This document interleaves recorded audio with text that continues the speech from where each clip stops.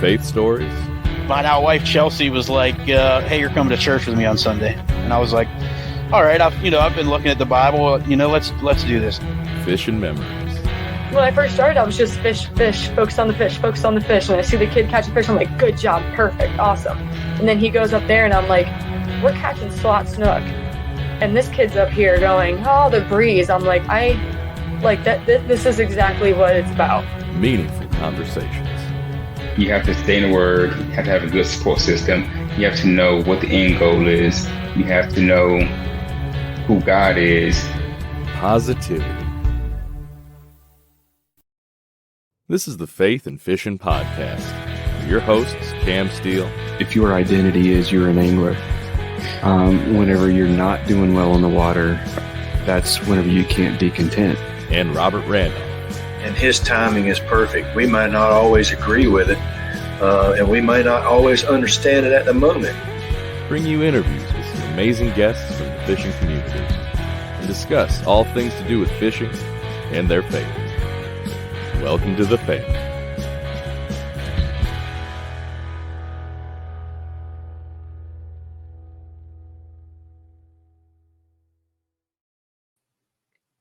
Hey y'all, welcome back to the Faith and Fishing Podcast. I'm Cam.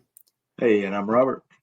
And it's just the two of us this week, but we're gonna have some fun. But first, Robert, how's it going, man? Man, it's going pretty good. Busy week, some changeover stuff at work going on, and my daughter's team made the softball playoff. So what we thought was the last game last week was not, and so they won.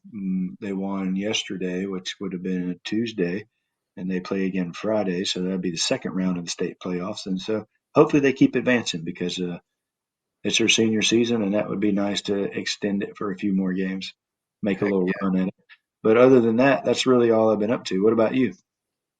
Well, just it's been a crazy week for us too. But I actually got to go fishing over the weekend, and it was a solid day. I sent you some pictures, but the highlight for sure, I caught my first North Carolina citation fish, or at least it's the first one I submitted and actually got a citation for. I don't know if I've caught another one or not, but this is the first one that I did submit, and I caught a white crappie. It was a weird bite. It bit a DT6, and there you go. and I was like, man, this is a little bass. It was just barely lip hooked, just barely skin hook on the lip, and it felt so tiny, and then like it got a little bit stronger. It's like, this is weird. What is this? And I saw it shine as it turned, and the profile faced me in the sun. I was like, what is that? Because it didn't even dawn on me that it could be a crappie as big as it was. Yeah. And and I got it up, and I was like, oh my gosh, that's got to be a record. Let me get it in the net. Got it in the net, grabbed my phone, looked up what the state record was, and then I got it on the scale. Not a little crappie by any stretch of the imagination, but it was less than half a pound short of breaking the North Carolina state record. It's a little over 16 inches long, and almost 12 inches tall. It was just he's got the picture there for those listening. But yeah, I mean, this thing was massive for a crappie, dinner plate size. So that was pretty awesome. I think I ended up catching 5 bass, all of them on a Texas rig. And I got to catch them the way I like to catch them, in the grass and the shallow water. Most of them were males that were garden fry, getting back into the, like pushing my way past the primrose into a couple openings and catching them right at the edge of the grass or in little holes in the grass. So that was a lot of fun pulling them out of there, even the ones that were little. the 5, if it were a tournament situation, would have gone for somewhere around 75, 76 inches. The biggest one was last cast of the day. And it was like, there's usually one hanging around up here.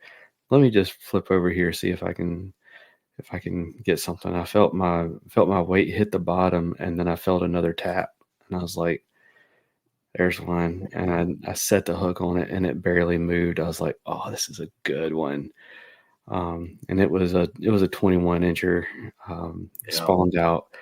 But man, that one was fun, and it was right in front of a whole bunch of people that like crowded around and were asking That's good. questions the whole time. And I was like, "Shut up! Just let me land this fish, and then I'll answer every question you got." That's good stuff. And there was one family sitting there on the dock that I caught that fish under, and the little boy was like, he had a grocery bag and was like dipping it in the water, and there was a hole in the grocery bag, and he was pouring it into a little water bottle, and he was catching little bass fry that were that big. Yeah. That was really cool. His mom said that he was ate up with all things fish too. So she had a whole bunch of questions about the fish that I was catching and everything. So Cool. that was really solid day. Best day on the water I've had in a long time. So that was a lot of fun. The weather did not end up being as bad as predicted, so I ended up taking my rain bibs off and getting some sunburn on my legs. But There you go. Yeah, that was a good deal.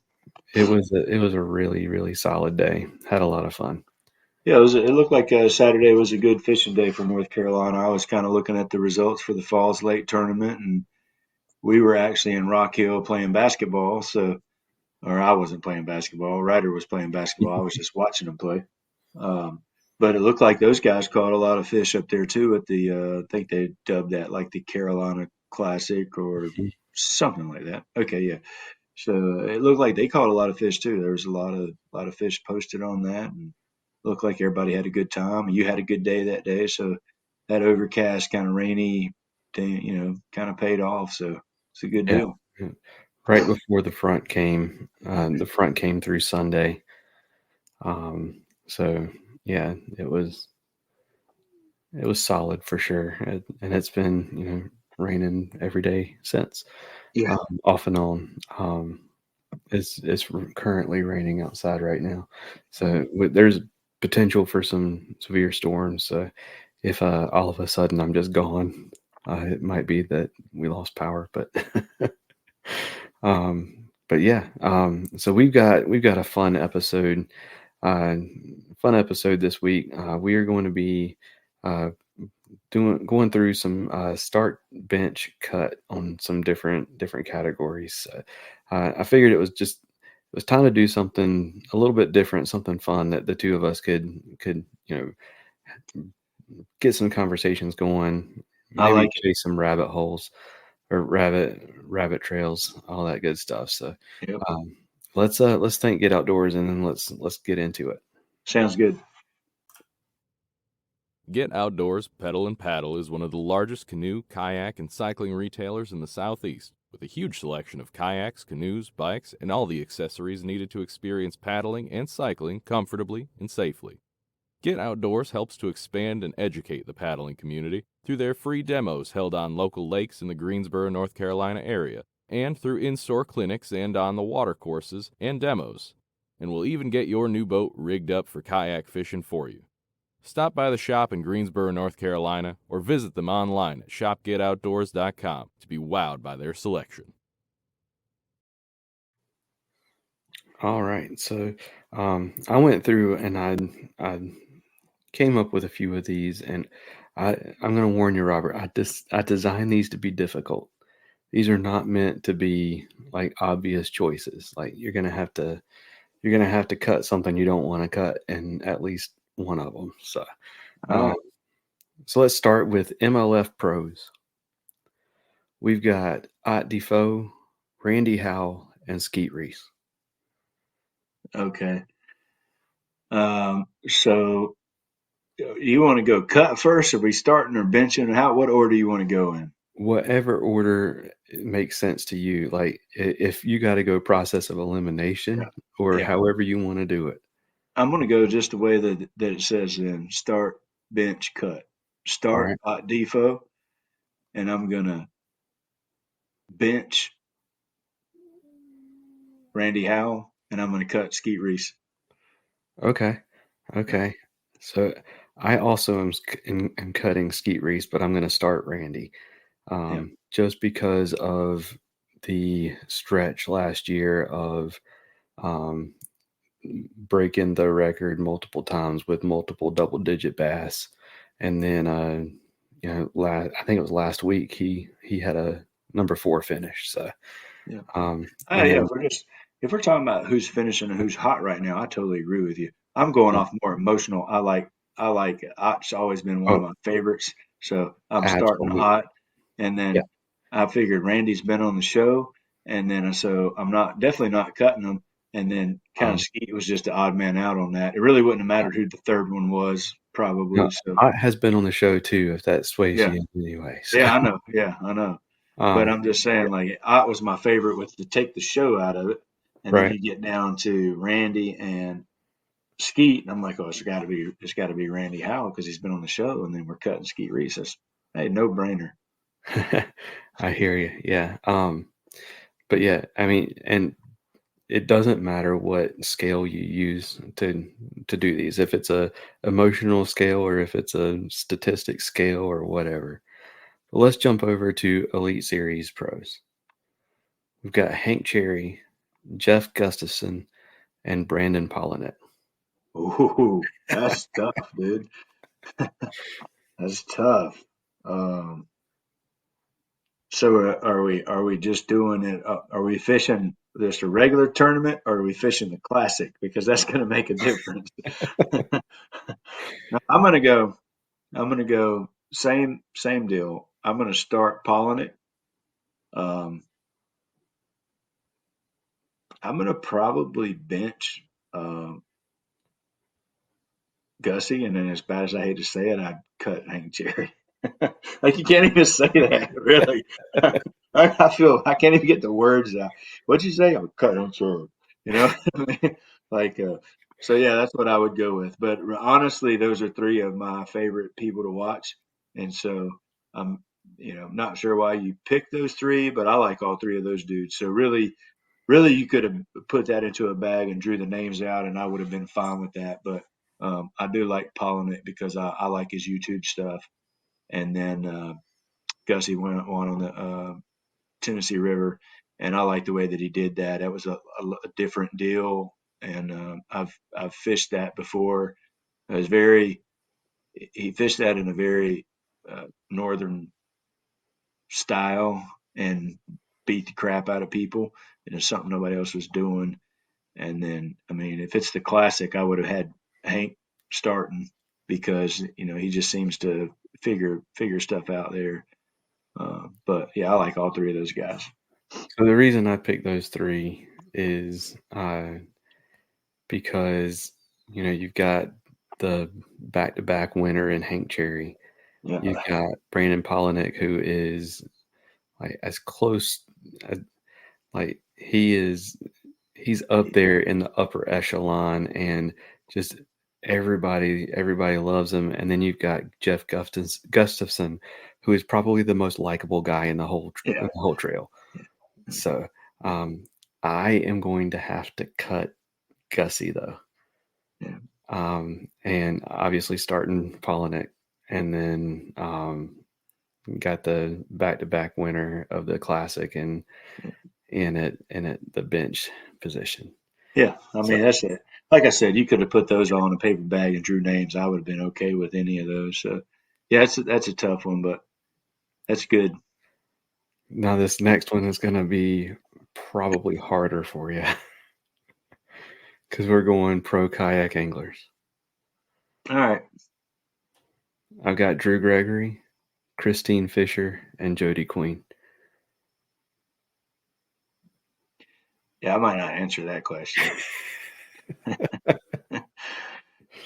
I mean, same thing. I mean, number one, you couldn't pick. Let's forget the angling side of it. You couldn't pick three better people to group together. Having talked to each one of those and stayed with Drew at a Santee Cooper BOS in the same house. And, just talking to Jody some on the show and then at Cashin a few times.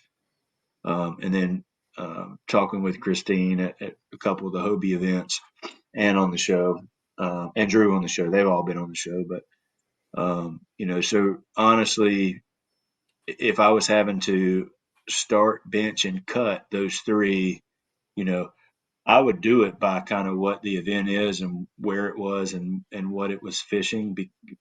And then having said that, I would say no matter what order you put those in, you're just as liable as any of the three to win an event, no matter what.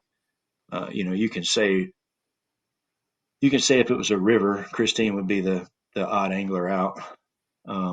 But she's liable to go cave your teeth in on that too. She's liable just to win it just the same.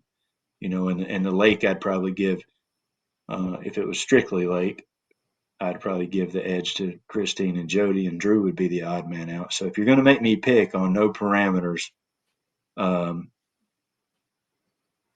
going to probably go. I'm gonna probably go Jody Queen. I'd start because I feel like maybe he is the statesman of the bunch, and he deserves that spot. Maybe slightly more than the other two, just because maybe age. So don't get mad at me for that. But the other one, I feel like I would probably bench Christine, and then I would probably have to cut Drew. Now, having said that, like I said, I love all three of those people, and so if you got to have that, that's what I would do. So, what about you now? So everything that you just said was completely accurate in terms of like I love these people. These are like the best of the best in our sport, and not just in terms of their angling abilities, but in terms of who they are as people. But I'm starting Drew because he has the most hardware, or at least he has the most what's the word? He has the most I know what you're saying. yeah. Everybody listening knows what you're saying too. He's got the classic win. He's got the Angler of the Year. He's got the Hobie Angler of the Year. So I mean, he's got the big name trophies. Yeah, if you're going to base it off of that, I totally agree. And he fishes the way I like to fish. And he like most of what he does is on with a paddle. So I love the fact that he does that. Now the other two, gosh, it like as I was typing it, like I was like, man, it hurts my soul to have to cut one of these people. But I'm cutting Jody. And it's nothing like it's nothing but respect for everybody there and nothing but love for everybody there. But I got you. But Christine is just I have fished against her. I have not fished against Jody. And I have, like I just No, I'm with you. I am more familiar with her game in terms of fishing than I am Jody's. Yeah. So I know Jody likes to fish a lot of the same way I do too. Mm-hmm. But yeah, I'm just more familiar with her work. So I'm gonna edge her out, but not by much. Yeah. So when you have the start, bench, cut, you actually really have to have. So you obviously you're doing three things in a category. But so the next time you do this, you actually got to have like one like semi bad thing because I mean, you know what I mean? Like, but I guess the whole point of it is to generate the conversation about, oh, all of these three things are great. Now Right. you have to pick and choose. But I do find it interesting that we both had Christine in the middle, then we had our ends flip flopped. And like I said, you could put Christine at the top, or you could put her at the bottom of those two. And actually, if you said, "Hey, we're going to this body of water," they're all going to be there for 4 days pre-fishing. If you gave me the parameters, I could give you the reasons why I did the 1, 2, and 3 because I Right. know kind of just by listening and watching their YouTube stuff. And Drew's been on a ton of podcasts, and he doesn't have as much YouTube stuff out, but he has way more podcast content than the other two because he loves to get on. He loves to talk. So I could tell you both kind of, or all three kind of what they do pre-fishing, how they kind of break down stuff, and it's three three different ways that they do it, but the one thing they all have in common is they all three have a system, and they're all three um, very consistent in executing the system when they go pre-fish water, and that's why all three of those anglers are very successful. So for those of you that want to get into tournament fishing, go look up all three of those guys on social media or YouTube podcast, and you can find an episode where they're talking about breaking down water and take some notes, figure out your own style, be consistent with it, and you'll end up being way more successful. And that's those things I'm still working on because I, think that I'm super busy and I don't really make enough time to pre-fish and have a consistent system to have the success that I wish I had. So Yeah. And I mean, to your point, Drew Gregory taught me how to scout water without being at the lake using different apps and maps and things. Christine Fisher taught me how to skip. So like, I mean, there it is. All right. So let's move on from individuals and more like so this time we're going to do fishing techniques. Topwater, finesse, and cranking. okay, so I'm going to take these in not the most fish catching, but what I like to do. So I'm going to go top water, and then I'm going to go finesse actually, and then cranking is number 3. So we're going to start uh, top water. You're going to bench the finesse, and you're going to cut the cranking. Okay. There you go. Interesting. Yeah. So I'm starting cranking, going the same way you do, just going by what I enjoy. Cranking is number 1. I'm benching finesse because I don't want to cut finesse because I like to fish year round, and during the dead of winter, You need you it. gotta have your finesse game, Mhm. which means that I'm cutting top water, which I Yeah. cannot believe I'm saying, but I am. Yeah. Yeah. I mean, the top water bite is why everybody fishes. So that's why I started it. But I do agree with your assessment of if I'm talking about I can only keep 2 of these year round, and we're talking about year round, not just maybe the next 2 weeks, then I would definitely agree with you. Top water is what I use the least, but I enjoy it the most. Right. I probably catch the least amount of fish on top water, but enjoy it the most. And then my kind of go to where I know I can always put some fish in the boat most of the time is that finesse, shaky head, whatever, soft plastic kind of deal. And then the cranking, you know, you got to work to crank all day. I mean, your arm's going to fall off, but a lot of times it pays off. And then sometimes you catch a couple early and you just keep cranking all day, and then the rest of the, you know, 1,000 cast after the first 4 are garbage. But I don't usually figure that out until the next day when I'm, thinking about what I should have done. All right. Let's talk spring fishing. Pre-spawn, pre-spawn, spawn, and post-spawn. Mhm. Yeah, that's an easy one for me. I Okay. would I'll start pre-spawn. I'll go in the order that it comes in. I'll bench spawn, and then, well, then I would cut post spawn. The only caveat to that is if you're talking about I'm going to go one day during each of these, that's the order it would be in. Now, if I have to pick, I would definitely cut spawn because that's the shorter window.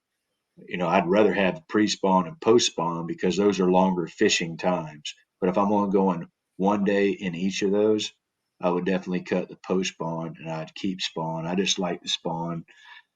I like to be able to sight fish some. I think that's, a cool aspect, but it's not very long. So I hope that makes sense.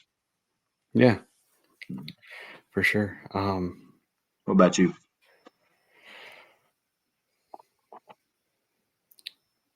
So swap spawn and post spawn.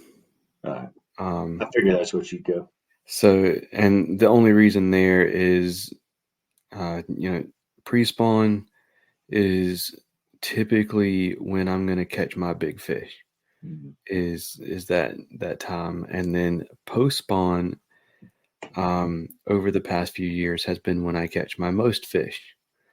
And then spawn was really fun whenever I was, fishing the park pond Mhm. from the bank, and it was the few times that I could really get on them. But like it's a good time to catch big fish, but um, it's not my sweet spot, so to say.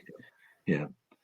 Yeah. For that spawn bite to work out, I find that I don't go enough to really get the best days for that, and it's really a lucky day if I'm going once every 2 weeks during the spawn. Let's say I only go one time.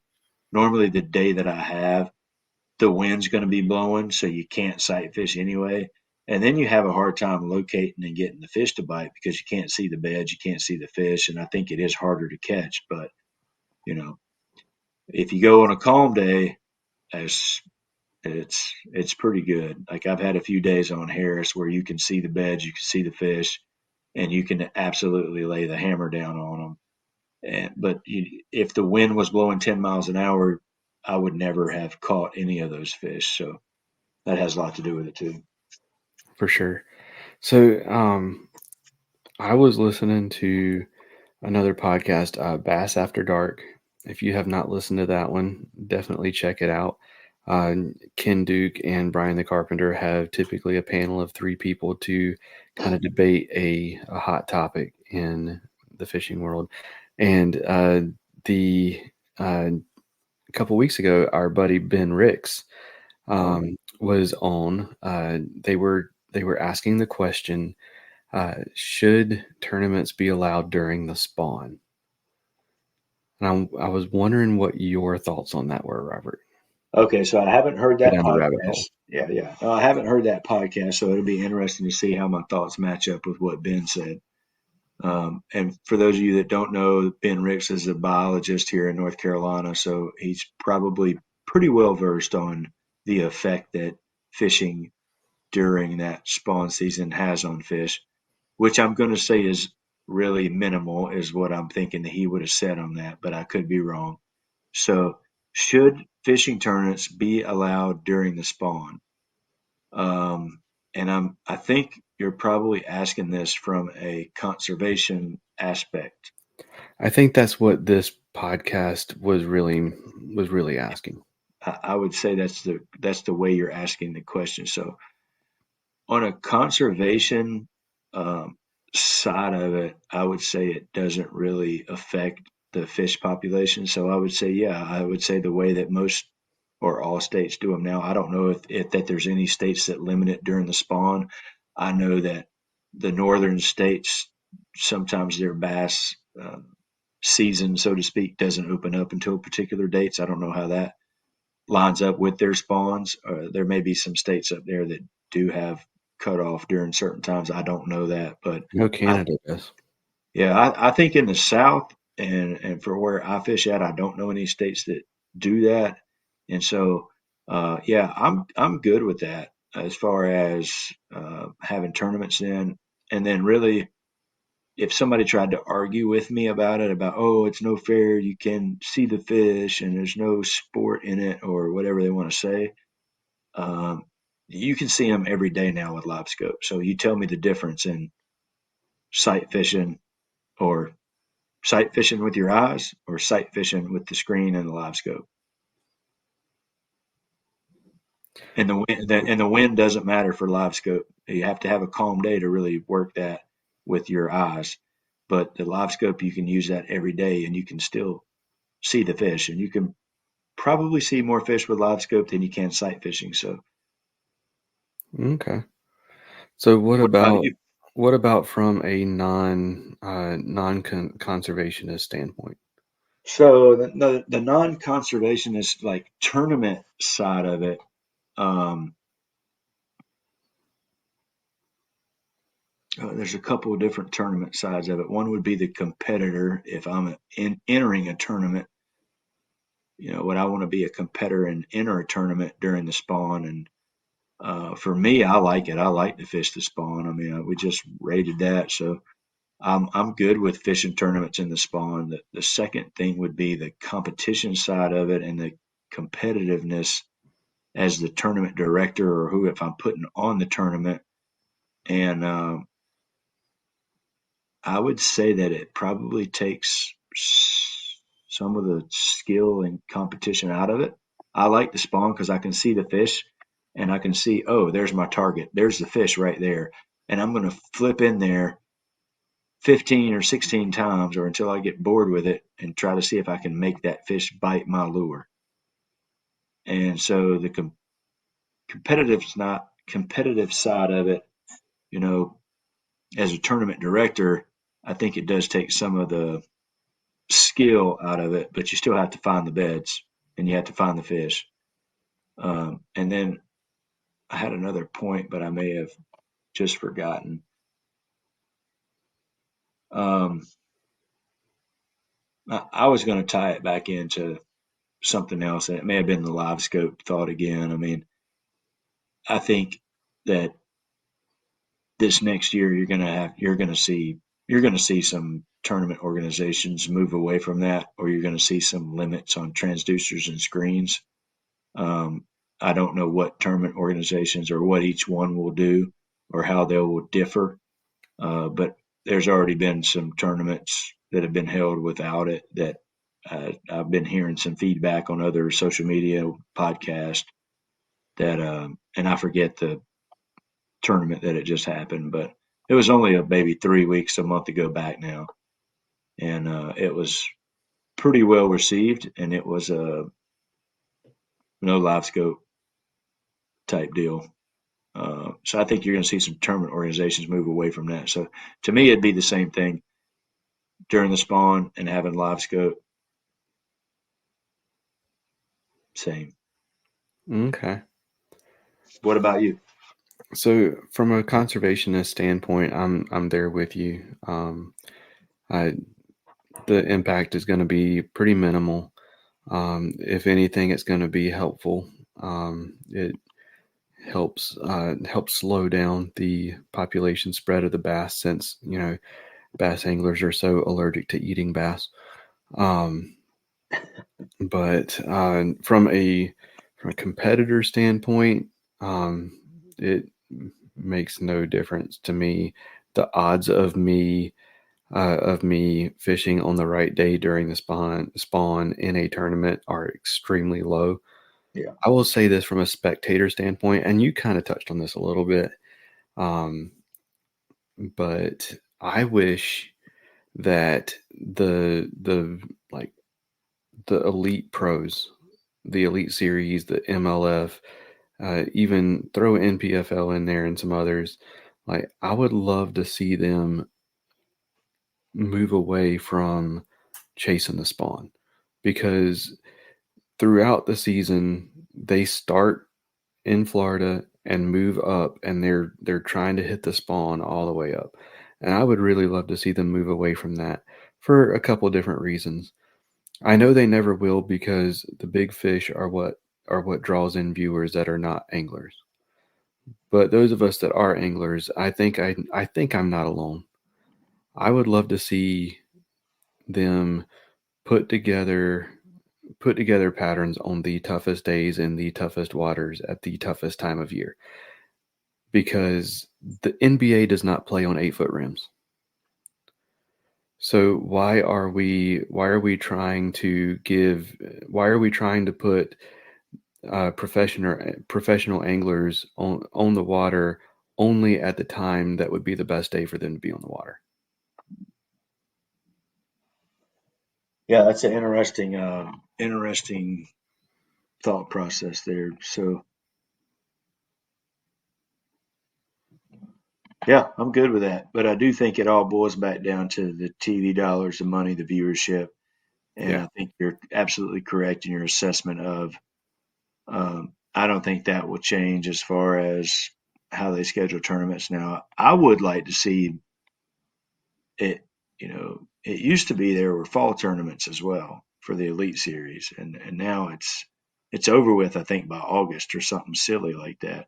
Right. I would like to see maybe a split in the middle. They try to do that northern swing when the south weather gets super hot. But I wouldn't mind seeing a couple of the spring tournaments move to the fall. Still do a few spring tournaments, do that northern swing with a couple of tournaments in the north, whatever. I like to watch that stuff too because they absolutely crush the smallmouth in those. But then swing back down to the south during the fall, do a couple in the fall, and then finish out your year with whatever championship. I think all the championships should be at the end of the season. Like I don't really particularly care for. I know this is way off the subject of what we're talking about, but I don't particularly care for having the season that ends and then the championship is the next spring. Right. Like you don't do that in football. You don't have the Super Bowl in the start of the next year.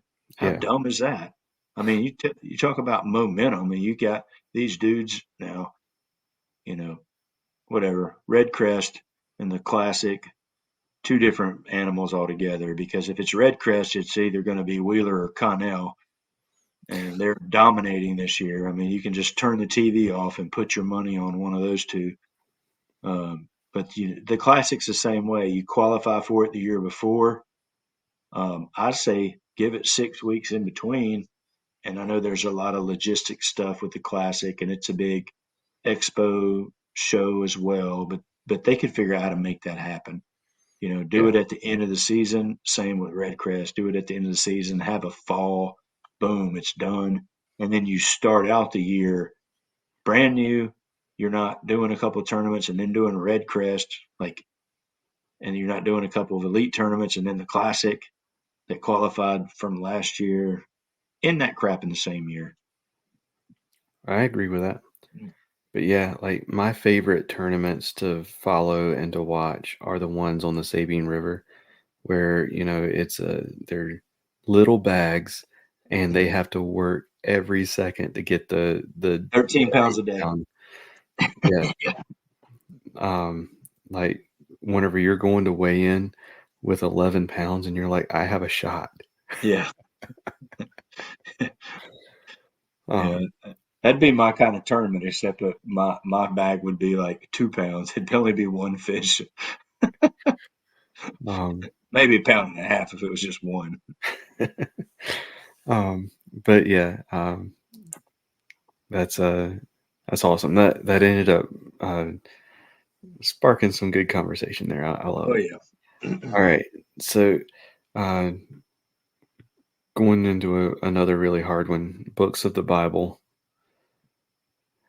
Genesis, John, and Psalms.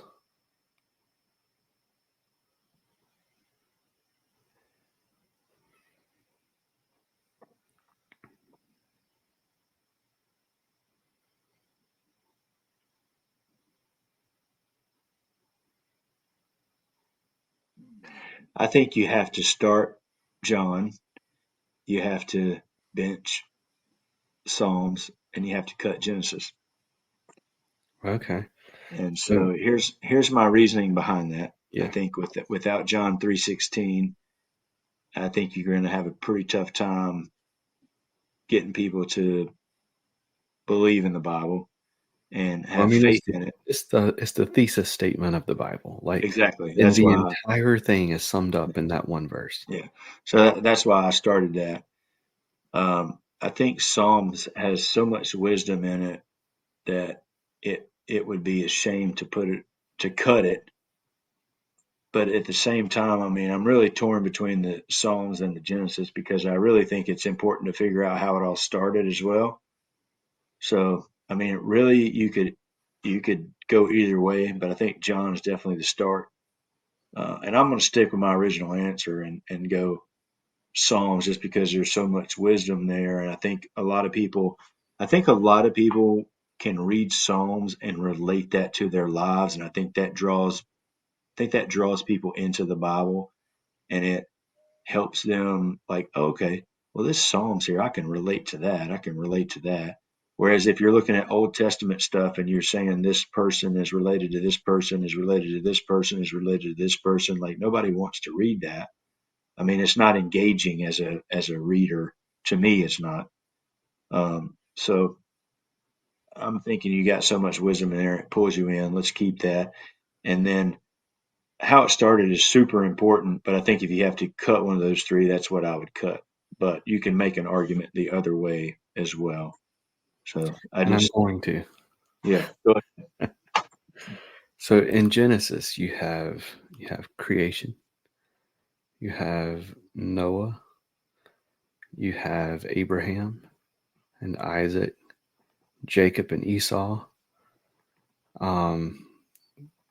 Those five right there alone are enough for me to say Genesis has the edge over Psalms. All good points. Psalms is fantastic. Like you said, it's got a lot of wisdom. It's got a lot of stuff that really relates to stuff because it is, there are the praise psalms and the sad psalms and the psalms of lament and songs of like crying out and like for the from a people in bondage crying out to God to deliver them into freedom. But I'm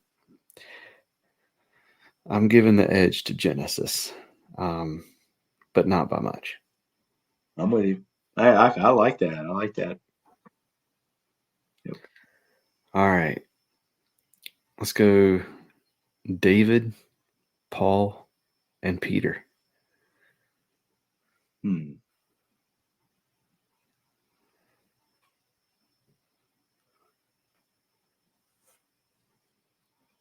I'm going to say start Peter, bench Paul, cut David. And yeah. So, and let me do that. That is 3 books of the Bible that probably I have read through, but I'm probably not very well versed on those 3. So I'm going to let you go and you explain what yours is. And then probably I may say, okay, yeah, that's clicking some memory in my head. But so going the people and not the books of the Bible. Oh, I got you. Does that change your answer?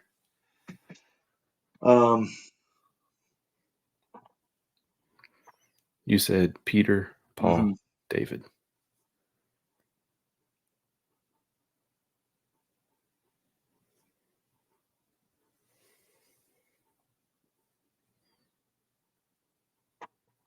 Yeah, I would probably do it almost the exact opposite and go David, Paul, Peter.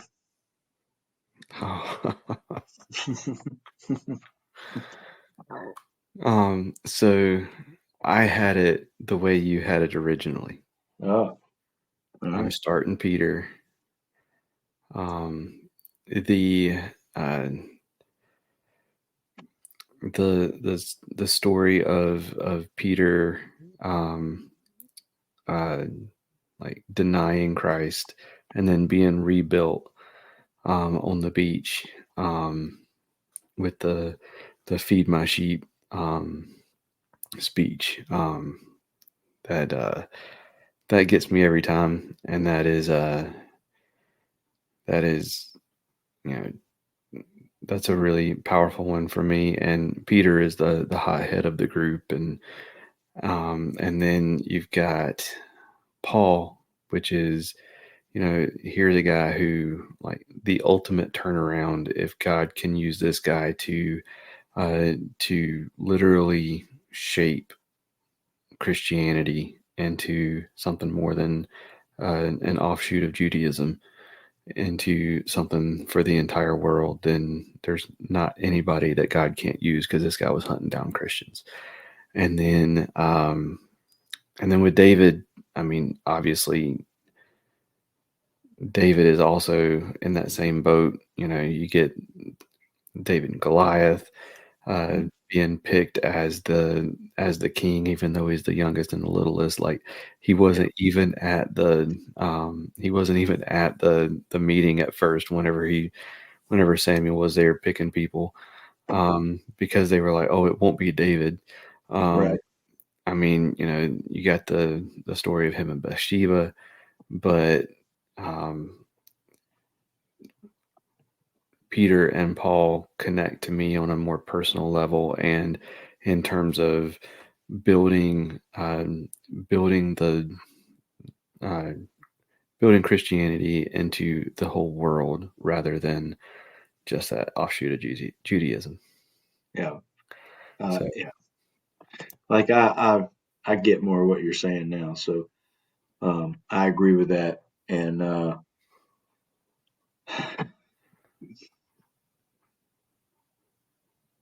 it's a good deal. I mean, I agree with what you're saying. And, and there are no wrong answers. So no. And,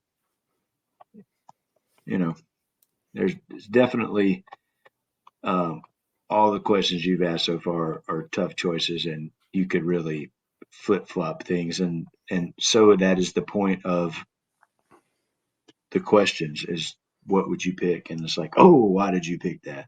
So I like it.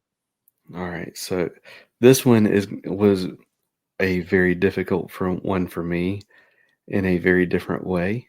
But I decided to throw out contemporary Christian artists. And I've got Chris Tomlin, Casting Crowns, and Newsboys. Yeah. So I'm going to go Chris Tomlin, Casting Crowns, and Newsboys, just in the order that you read it. Okay. So Why? Chris Tomlin, I'm pretty sure I've met him before. And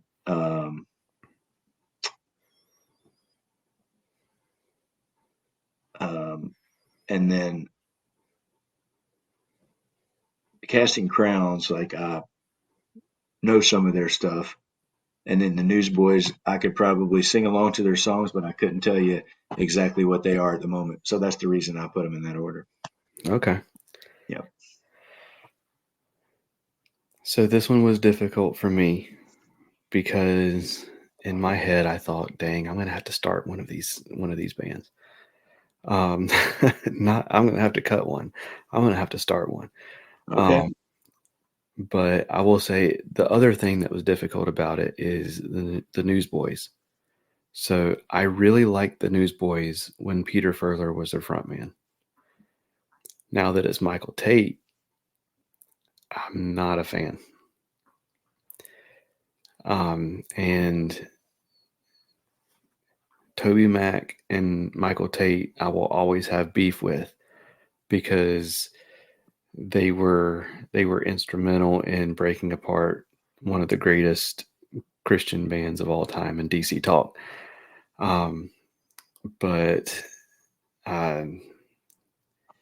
so I had never been a huge fan. Well, I really liked Casting Crowns when they first hit that first album.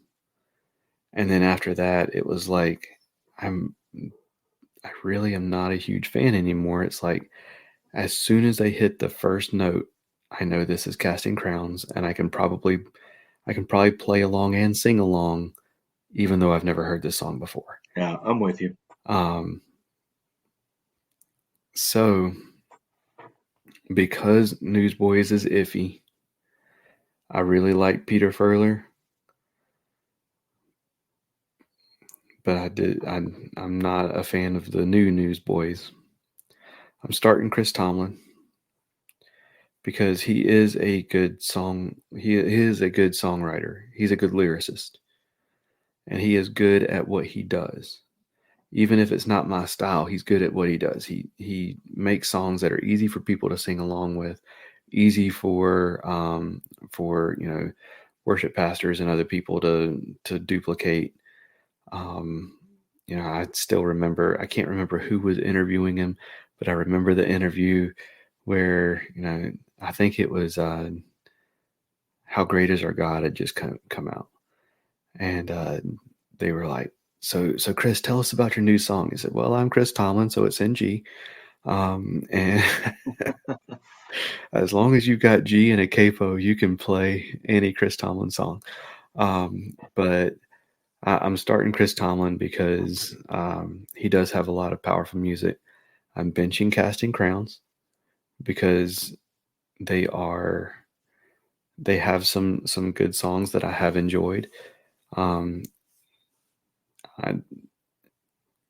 They're not my favorite, but they're consistent. And I am benching Newsboys because they betrayed me and they went with Michael Tate instead of somebody else. I'm with you. All right, so I've got two more.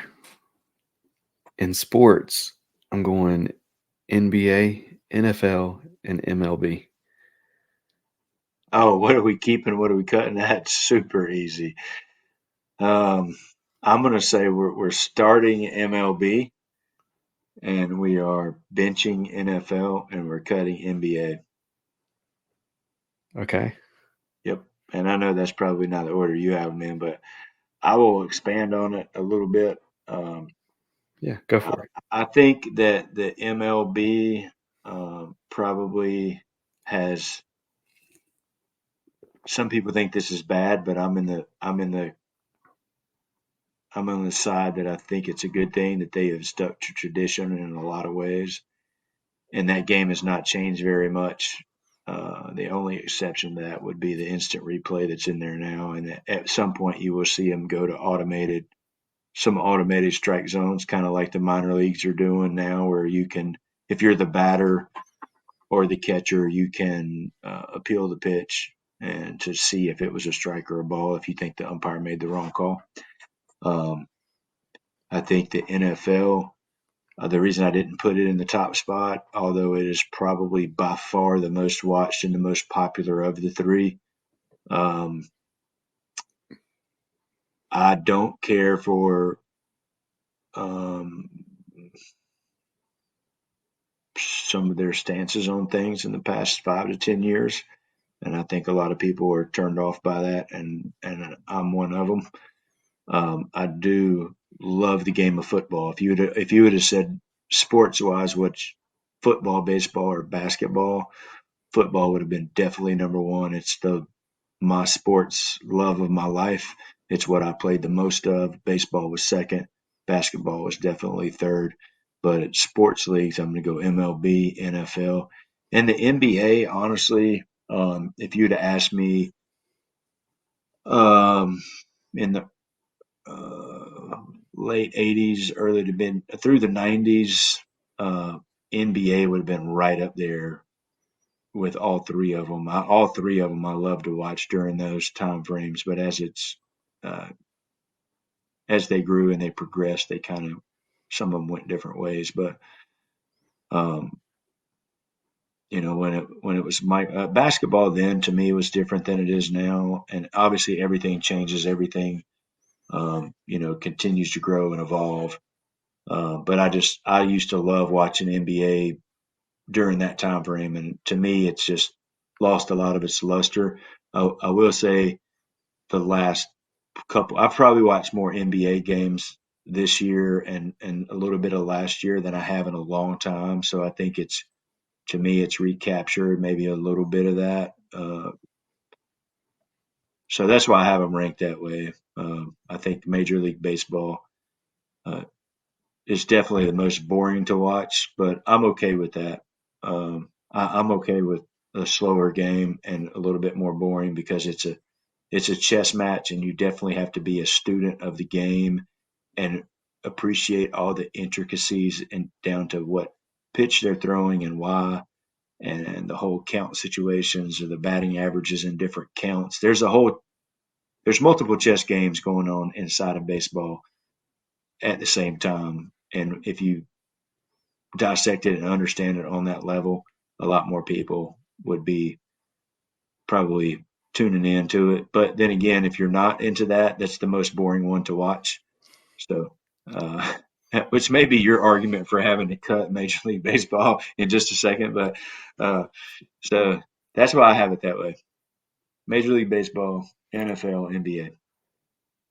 Your go. So the only thing worse than playing baseball is watching baseball.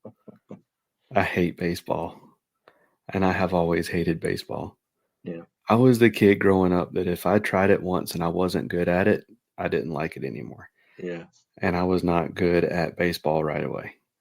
And yeah, I never got the bug for baseball. Football is one of those that I can take it or leave it. And basketball, like for basketball made me give up fishing for years. Like basketball was the love of my life for a very long time. And I grew up in that golden era that you were talking about. Yeah. Staying up, watching Michael Jordan beat up on my beloved Jazz. And you know what? I mean, I like Karl Malone and what's the other guard? Stockton. Yeah, Stockton. I like those two guys. I like the Jazz back then, but it's just, yeah, they did beat up on them. That's kind of why I was laughing. So I'm starting NBA, cutting NFL, or benching NFL and cutting MLB. I have not watched in an NFL game in 3 seasons, and that's not because of any kind of stances or anything. It's just because I have to budget my time, and I get and NFL is just not important enough to me to sit down and watch the TV for that long. that. I am going to add this caveat to one of the best inventions ever is the shortened highlight that you can find on YouTube now of every game, whether it's basketball, football, or baseball. And like I watch more baseball games on the 15-minute highlights of whatever game. You can see the whole game. You don't have to wait and sit or whatever. So we were doing a podcast, maybe last week or the week before. We were talking about something that related, and I almost said it then, but now it's a good opportunity to stick that in there. So for those of you that like sports but don't have the time for it, you can pull up whatever you want to on YouTube, and it is a shortened, condensed version that only shows you the pitches, the hits, passes, and the dunks that matter. I hear you, and I will say this NBA playoffs that's happening right now is the best NBA playoffs that has happened since the first time Golden State won the championship. This is the passing of the torch, and those seasons are always special. This is the season, like the playoffs, that it's like, yeah, LeBron, Steph, KD, you done. And these guys, like Ant-Man put on a show in the first round. And like, dude is cocky enough that nobody in the world would like him except for the people who like cocky people. But he backs it up, and it's fun watching that happen to someone who was that guy 10 years ago. Yeah. Yeah. All right. Pizza toppings. Last one. Pepperoni, sausage, bacon. So you're gonna have to start pepperoni because it's the OG. I don't think without pepperoni the other two wouldn't exist on a pizza. And then I'm gonna bench bacon because it's bacon. There's no other explanation needed. You're not cutting it. And then you got to cut sausage. There you go. So I'm What about starting you? sausage. Because sausage is like that's there are a few things that make pizza, and sausage is up there for me. Sauce of the three, sausage is my favorite, and then pepperoni. You can't get rid of pepperoni. So bacon, I love bacon for breakfast. I love bacon on like a biscuit or something like that. I love bacon on a burger. Bacon on a pizza is one of those things that it's like, it's not bad, but it's never something that I'm like, oh, you know what this pizza needs right now? Bacon. Unless it's Canadian bacon. Yeah. Then I will say, yeah, I do need that. I can see where you say that, but my go-to pizza, like my number one, if I'm ordering a pizza, I'm going to make sure I order it is pepperoni and bacon on the same pizza. Like I Okay. like that. Yeah, I like those two combined together. So there's My no way. go-to is ham and pineapple. So Yeah, yeah, yeah. It figures. I'm just messing with you. Coming from the guy that doesn't like Chick-fil-A, but maybe does now because I know that's kind of wavered in the last little bit. no, I'm not saying that I like it. I'm just saying I understand I'm with you. why it's not for me. Yeah, that's It cool. has been Hey, explained sometimes, why it's not. yeah, sometimes you just got to be like, yeah, okay, I don't like what everybody else likes. That's cool. I mean, I'm that way in a lot of things. I'm like, I don't see what everybody sees in this product or that product or whatever, Like, I just don't. Earlier my wife said, "What are you doing?" I said, I'm going out on the porch for just a second." Well, why are you going out on the porch? Well, because it's quiet and I want to have a breath of fresh air for just 1 second, and then I'm going to come back in. And so I went outside and it felt like it was 95 degrees in damn July tonight for some reason here. And I'm like, I didn't even barely stay out there 2 seconds. She was But it like, well, was, she's like, that was quick. I said, yeah, the fresh air wasn't there. I'm not sure where it was at, but it wasn't outside. oh man, it's Oh, miserable outside right now. dude, it's like damn August here right Yeah. now. And it barely is May. Um. So, but yeah, I have been known to convince myself that I don't like something just because everybody else does. Yeah. So, um, yeah. All right. Well, we've hit an hour and we haven't done what's your favorite yet. So let's tackle that. It's time for What's Your Favorite, powered by Nakwa Adventure Gear. Power that fits in the palm of your hand.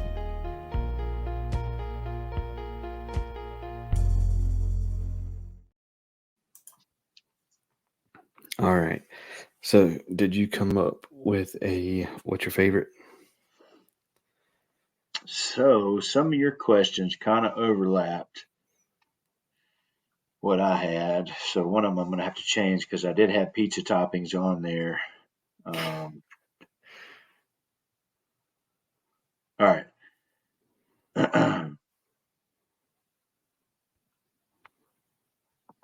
And then we've done a few of these what's your favorites too, so that has to go into play because some of the questions we've asked. So I had to look up some to come up with some other questions. All right. So the first one is what is or was your favorite travel destination trip that you've taken? Gosh. So I've never been like a huge travel person. But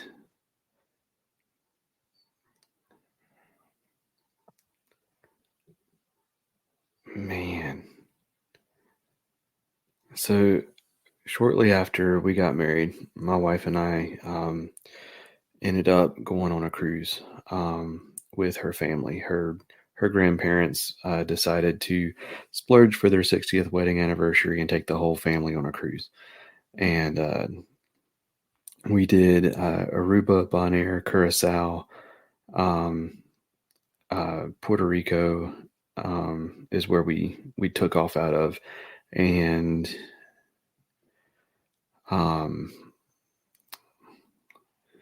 was either St. Martin's or St. Thomas. But the night that we stayed in Puerto Rico, we stayed in like the historic downtown Puerto Rico and like the big historic hotel right there near the governor's mansion.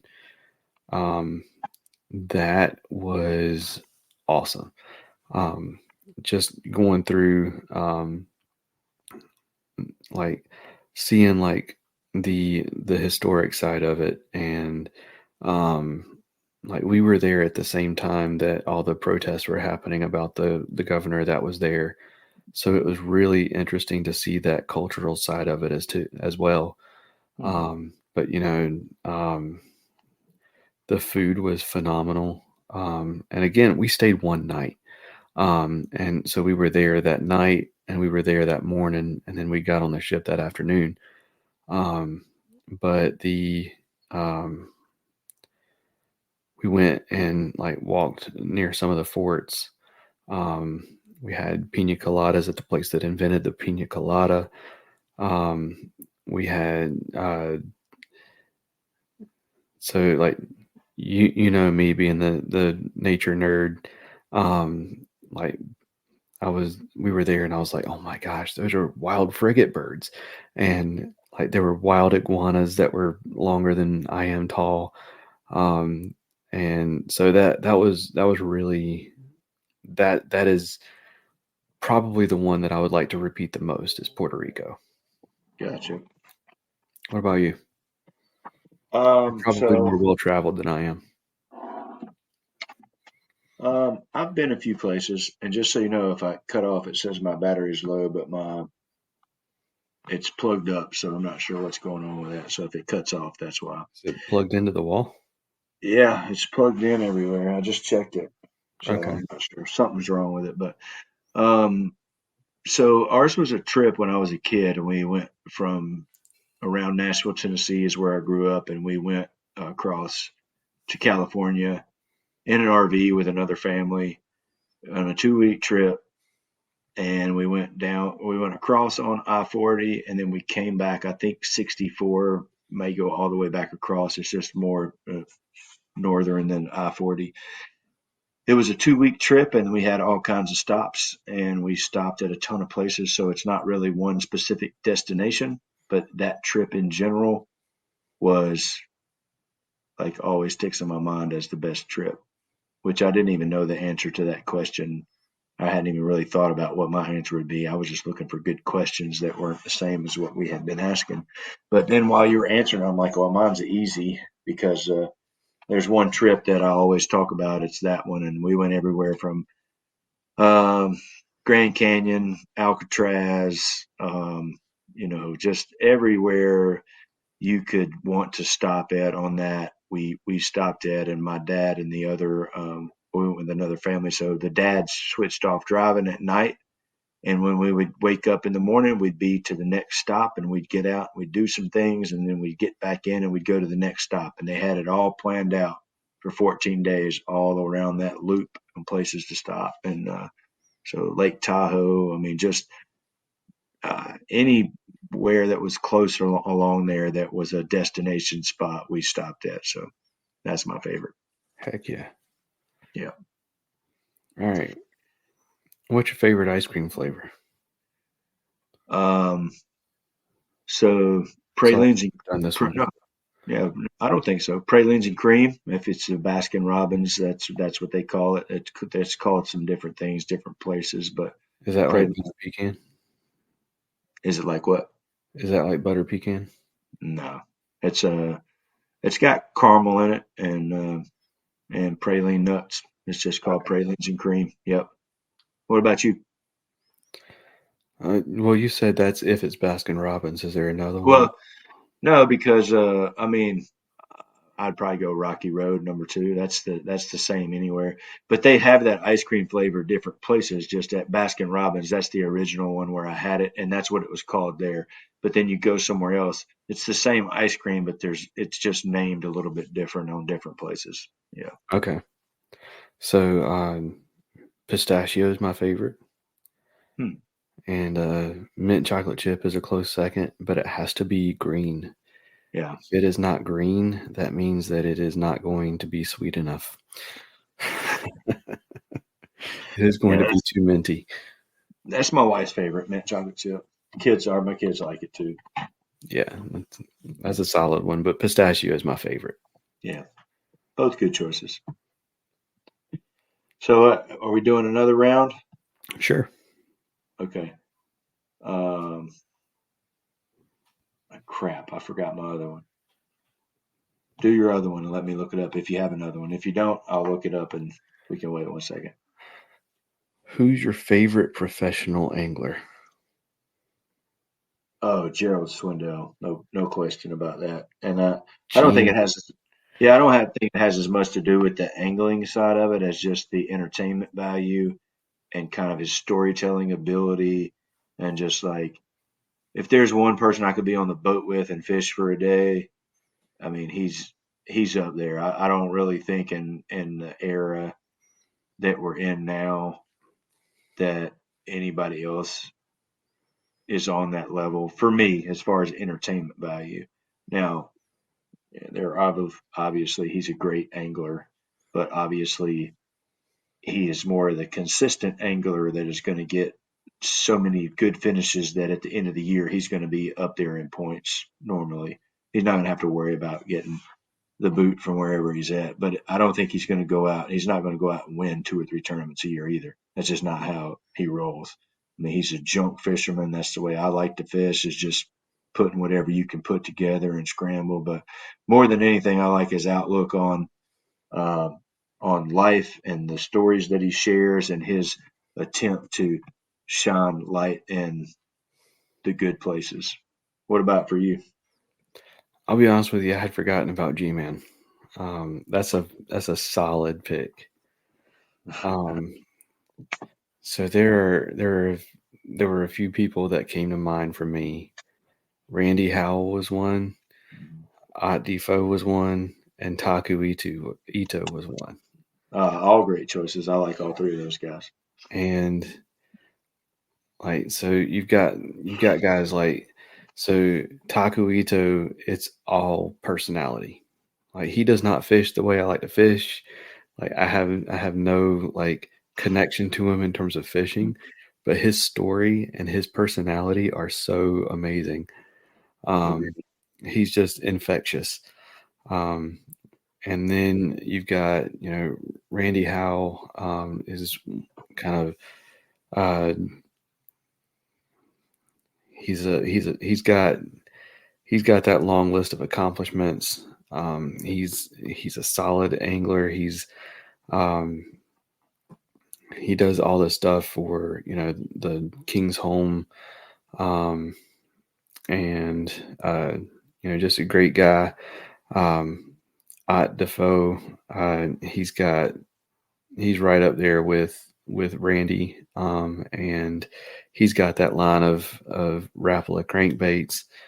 So, man, it's hard.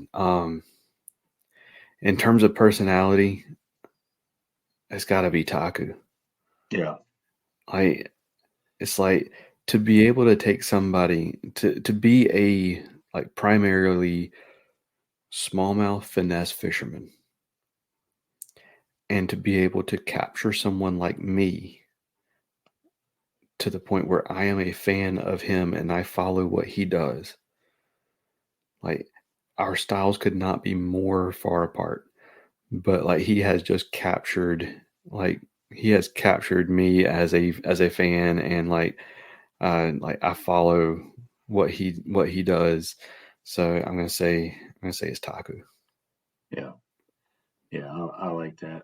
So the other question I had is your favorite album, or I guess you know what an album is. You're not Yeah. that young. Oh, yeah. So yeah, favorite album.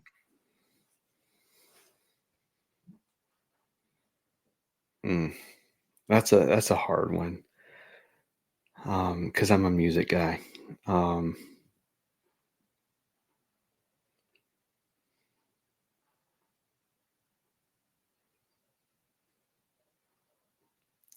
So I'm going to say, oh man, I'm going to have to look up what the name of it was. Well, you look up the name of it, and I'll go ahead and say mine. So mine, for some reason, is the band Live and Throwing Copper. Like, I don't know, for some reason, every song on that album to me is a great song. But I could listen to that album and just put it on repeat and not have to play another album. I mean, to me, it's that good. There's a couple others that are up there with it, but that one is my favorite. All right.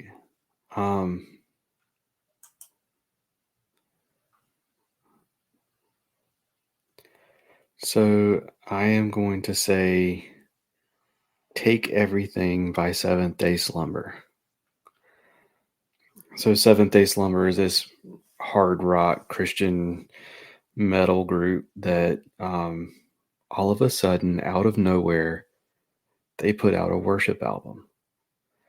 And they had songs like How Great Is Our God, Everlasting God, Mighty to Save, I Can Only Imagine, but like they played it in their style.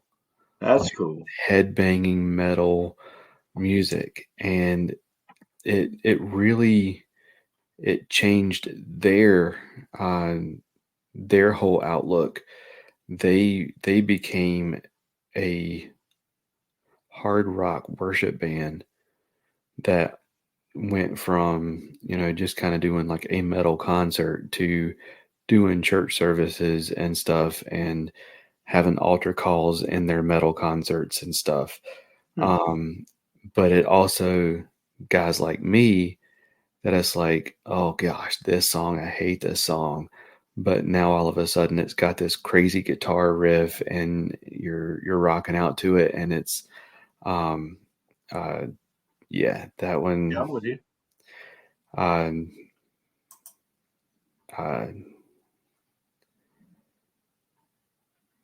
Let's see. I'm trying to see what else. Looking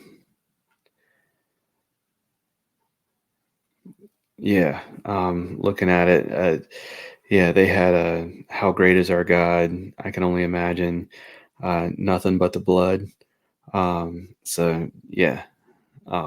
Cool. That's my favorite album. Good deal. All right. Well, you have anything you need to add to this one, man? Man, I think that's it. Awesome. Well, you want to close this out in prayer? Okay. Why don't you do it? Because I'm afraid this is going to cut off any second. I want to cut off right in the middle of it. And then I'll double up the next two. All right. 10-4. God, thank you for this podcast and this opportunity to just kind of come on and have fun and talk about you, talk about the things that we enjoy and the things that we care about. And I pray that you continue to bless this podcast and the following that it has. Pray that you continue to bless Robert and myself, and pray that you meet the listener right where they are right now, no matter when it is that they're listening, and pray that you continue to put on a show in and through us and through this podcast and in our lives and in the lives of those that are listening. Thank you for what we're able to do, and thank you for just this opportunity to just kind of come on and talk about who is the best at what, and just kind of chase rabbit holes and enjoy what we're doing. We love you, and it's in Jesus' name we pray. Amen. Amen. Well, I made it. All right. Well, that's going to do it for this episode. Y'all take care and God bless. See you next week.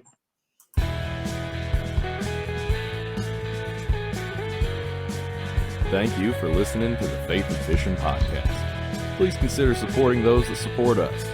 Jade's Jigs lead-free finesse tackle. Use promo code FNF10 at jadesjigs.com for 10% off. Save your outdoors. Stop losing your gear. Use promo code FNFP15 at saveyouroutdoors.com for 15% off. Omnia Fishing. Check out Premium, Premium Pro, and their Ambassador program. Use promo code FNF10 for 10% off at omniafishing.com. And if it's your first order, use promo code FNF15 for 15% instead. Mr. B Lure Company. High-quality handmade baits made right here in the U.S. MrBLureCompany.com. Use promo code faithnfishn for 15% off your first purchase. Get outdoors, pedal and paddle. Check them out at the shop in Greensboro, North Carolina, or at shopgetoutdoors.com for all your paddling and cycling needs. And Nocqua Adventure Gear, lighting, power, and all the connectors at Nocqua.com. Please rate, review, subscribe on whatever app you're listening on. That's going to do it for this episode. Y'all take care and God bless.